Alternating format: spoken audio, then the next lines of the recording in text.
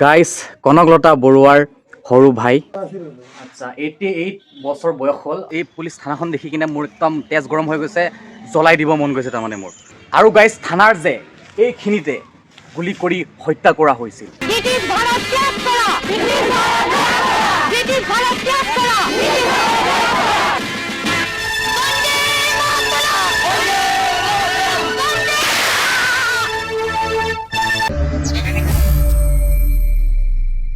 নমস্কাৰ Assam, good morning and welcome back to the new episode guys. যিহেতু আপোনালোকে গম পাই আছে যে মই বিনা পইচাত জিৰ' বাজেটত গোটেই অল আছাম ট্ৰেভেলিং কৰি আছোঁ আৰু বৰ্তমান মই আছোঁ গহপুৰত। আৰু আজি মই এখন পুলিচ থানালৈ যাম য'ত 20 ছেপ্টেম্বৰ 1942 চনত ফ্ৰীডম ফাইটাৰ কনকলতা বৰুৱাক ব্ৰিটিছে গুলি কৰি হত্যা কৰা হৈছিল। আৰু আজিও সেই ব্ৰিটিছৰ পুলিচ থানাটো আছে আৰু একজেক্টলি ক'ত কনকলতা বৰুৱাক গুলি কৰি হত্যা কৰা হৈছিল তাৰমানে সেইডোখৰ আপোনালোকক দেখাবলৈ চেষ্টা কৰিম। আৰু এতিয়া বৰঙাবাৰীলৈ ওলাইছোঁ য'ত কনকলতা বৰুৱাৰ আচল ঘৰ আছিল, তাৰমানে আচল গাঁও আছিল। আৰু চাওঁ কোনোবাই যদি তেওঁলোকৰ পৰিয়ালৰ মানুহ লগ পাওঁ তো কথা পাতিবলৈ চেষ্টা কৰিম আৰু কিছুমান কথা জানিবৰ কাৰণে চেষ্টা কৰিম। তো আজিৰ এই ভিডিঅ'টো হিষ্টৰিকেল, ইম'চনেল এণ্ড ইণ্টাৰেষ্টিং হ'বলৈ গৈ আছে। তো প্লিজ 5-10 মিনিট টাইম উলিয়াই এই ভিডিঅ'টো একেবাৰে শেষলৈ চাব।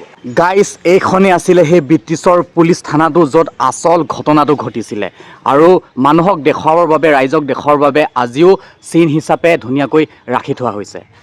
বাট গাইজ ইয়াত জড়িত হৈ আছে কনকলতা বৰুৱাৰ স্মৃতি। মোৰ মানে গাৰ নোম থিয় হৈ গৈছে গাইজ।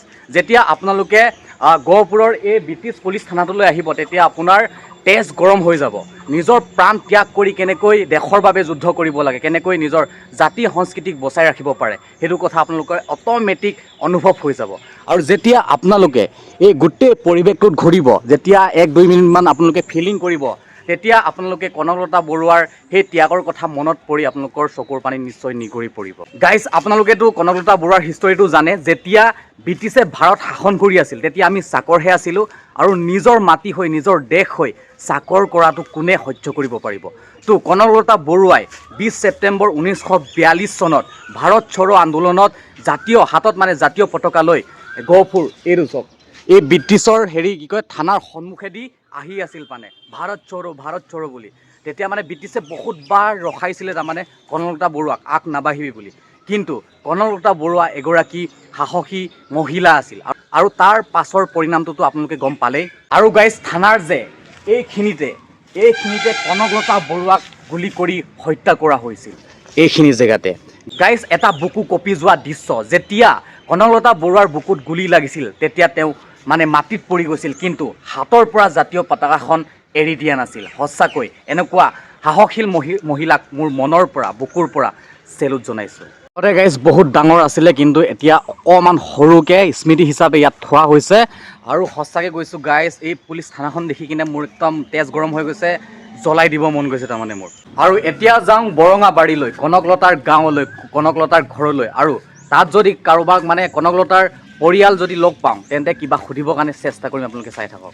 কনকলতা বৰুৱাৰ স্মৃতিৰ কাৰণে এখন পাৰ্ক ইয়াতে বনাই থোৱা আছে। এয়া চাওক কনকলতা বৰুৱাৰ জাতীয় পতাকা আৰু তেওঁৰ স্মৃতিৰ সকলোবোৰ কথা আপোনালোকে জানিবলৈ পাব। আৰু এইখিনিতে চাইনবোৰ্ড আছে, আপোনালোকে যদি বিচাৰে কনকলতা বৰুৱাৰ বিষয়ে, শ্বহীদ কেনেকৈ হৈছিলে, সকলোবোৰ ইয়াত লিখা আছে। আপোনালোকে নিজে স্ক্ৰীনশ্বট কৰি কিনে আপোনালোকে নিজে পঢ়ি চাব। আৰু কেতিয়াবাই স্কুলৰ পৰা যদি আপোনালোকক ক'ৰবাত লৈ যায় তেতিয়া আপোনালোকে মাষ্টৰক এটাই ৰিকুৱেষ্ট কৰিব যে কনকলতা বৰুৱাৰ বিষয়ে গহপুৰত যাম, কনকলতাৰ বিষয়ে চাম বা পঢ়িম কি হয়। কাৰণ আমি সৰুৰে পৰা কিতাপত পাই আহিছোঁ কনকলতা বৰুৱা কেনেকৈ দেশৰ বাবে শ্বহীদ হৈছিল, কেনেকৈ ত্যাগ কৰিছিল। আৰু এইফালে পাৰ্ক আছে আৰু পাৰ্কৰ ইটো লেফ্ট ছাইডে আছে ব্ৰিটিছৰ সেই স্মৃতি থানাখন। তো গাইজ এইটো ছাইডে যাব লাগিব স্বৰ্গীয় কনকলতা বৰুৱাৰ গাঁৱলৈ আৰু ঘৰলৈ। আৰু সন্মুখতে চাওক এয়া উদ্যান হয় কনকলতা বৰুৱাৰ স্মৃতিৰ কাৰণে, এয়া দেখিছেনে? তো ইয়াৰ পৰা সুধি যাব লাগিব, যিহেতু মই চিনি নাপাওঁ, গাঁওখন চিনি নাপাওঁ বা ঘৰ চিনি নাপাওঁ। তো ইয়াৰ লোকেল মানুহক কাৰোবাক সোধোঁ। দলং পাৰ হয় ন? ঠিক আছে। গাইজ এয়া হৈছে কনকলতা বৰুৱাৰ ঘৰ আৰু মনটো বহুত ভাল লাগিছে গাইজ। দেশৰ বাবে প্ৰাণ ত্যাগ কৰা এগৰাকী মহিলা, সাহসী মহিলাৰ ঘৰত আজি উপস্থিত হৈছোঁ। তো গাইজ এইখন ঘৰতে জন্ম লৈছিল আমাৰ দেশৰ বাবে প্ৰাণ ত্যাগ কৰা কনকলতা বৰুৱা। গাইজ কনকলতা বৰুৱাৰ সৰু ভাই কি খবৰ আপোনাৰ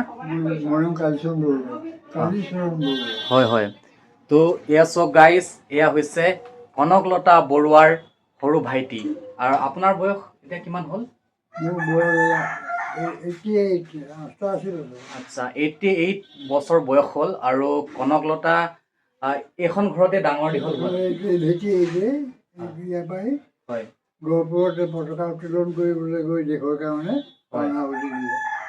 সেইটো সময়ত আপোনাৰ বয়স কিমান আছিলে তেতিয়া বাইদেউ যেতিয়া তালৈ যায় তেতিয়া মোৰ বয়স মাত্ৰ 3 বছৰ 4 বছৰ এনেকুৱা ভিতৰতে 3-4 বছৰ বয়স হৈছিলে তাৰমানে যেতিয়া গহপুৰত পতাকা উত্তোলন কৰিব যাওঁতে তাৰমানে গুলি মাৰিছিল তেতিয়া মানে কনকলতা বৰুৱাৰ বয়স আছিল তেতিয়া 17 বছৰ আৰু আমাৰ এই ককাৰ বয়স আছিল তেতিয়া প্ৰায় 3-4 বছৰ বয়স আছিল তেতিয়া আপুনি গম পোৱা নাছিলে মানে নাজানে সৰু হৈ আছিলে তেতিয়া তাৰপা অকমান যেতিয়া ডাঙৰ হ'ল তেতিয়াহে আপুনি গম পাইছিল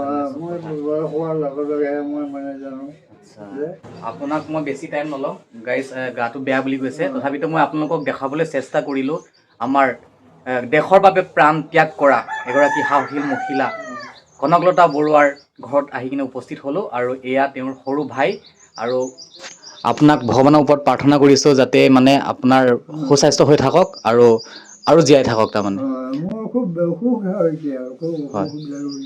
হয় হয় হয় ঠিক আছে বাৰু মই এতিয়া মানে ওলাই নাহোঁ মোৰ ডাঙৰ ল'ৰাই মানে যাৰ লগত পাতিব লাগে হয় তাৰ লগত তেনেকৈ কথা বতৰা পাতি আৰু গোটেই কনকলতাৰ বিষয়ে বৰ্ণনাটো সিহে দিব পাৰে মই আচ্ছা আচ্ছা ঠিক আছে গাইজ ককা ভাগৰ মানে গাটো বৰ ভাল নহয় তো বেছি টাইম নলওঁ আৰু আপোনালোকক দেখুৱালোঁ কনকলতা বৰুৱাৰ ঘৰ দেখুৱাইছোঁ আপোনালোকক আৰু তেওঁৰ ভাইক হয় সৰু এয়াই গাইজ আপোনালোকক দেখুৱালোঁ কনকলতা বৰুৱাৰ ঘৰ আৰু এই ঘৰখনতে ডাঙৰ দীঘল হৈছিলে কনকলতা বৰুৱা আৰু এতিয়া মই ওলাইছোঁ কনকলতা বৰুৱা ঘৰৰ পৰা ওলাইছোঁ আৰু তেওঁৰ সমাধি ক্ষেত্ৰটো মই আপোনালোকক দেখাব বিচাৰিছোঁ তাৰমানে মই নাজানো ইয়াত আকৌ সুধি যাব লাগিব সমাধি ক্ষেত্ৰত আপোনালোকক তাতে মানে ভিডিঅ'টো লাষ্ট এণ্ডিং কৰিম তাৰমানে কৃষ্ণ কৃষ্ণ গাইজ এয়া হৈছে শ্বহীদ কনকলতা বৰুৱাৰ সমাধিস্থল হে শ্বহীদ প্ৰণামো তোমাক